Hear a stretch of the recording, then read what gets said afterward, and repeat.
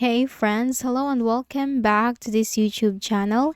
In this video, I'm going to share to you on how you can fix the Visual Studio installation errors on your Windows. So let's go quick into the process on how we can fix this. So first is we need to make sure that our Windows is updated. So simply click on the Start button, go to Settings. Now here in the list of options in the left pane, you have to click on Windows Update. Then simply click this button right here. So this will check for all the updates on your Windows. Aside from that, this will also download, install all the latest update for your Windows. And we also need to make sure that we are running the latest version of our Windows. Now once you're updated, close out of here. Then in the Windows search bar, type in here Services. Click on it under the best match.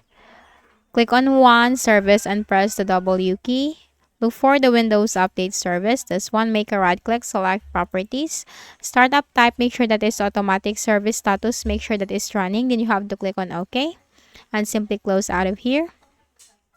And if you are using any third-party antivirus softwares like any of the Avast, McAfee, or Malwarebytes, try to temporarily disable that because that might interrupt the installation process.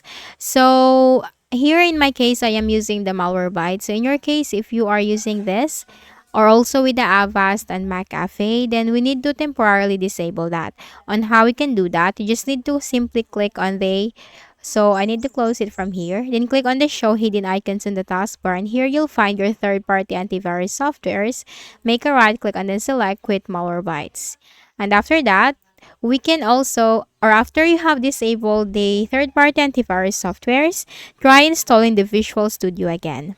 And we can also run the system file checker scan to fix for any corrupted system files. So in the Windows search bar right here, you need to type CMD, which stands for command prompt. Click on run as administrator in the right pane. Now here you need to type this command as subc space / scan now.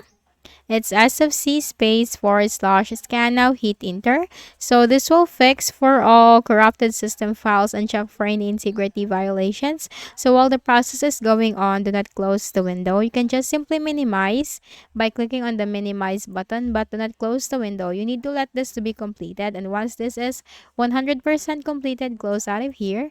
Make a right click on the start button, shut down or sign out, and restart your Windows. And after that, continue the installation process. So that's it. I hope this video helped you. Kindly please do not forget to hit the like button and subscribe to our channel for more videos and tutorials. Thank you for watching.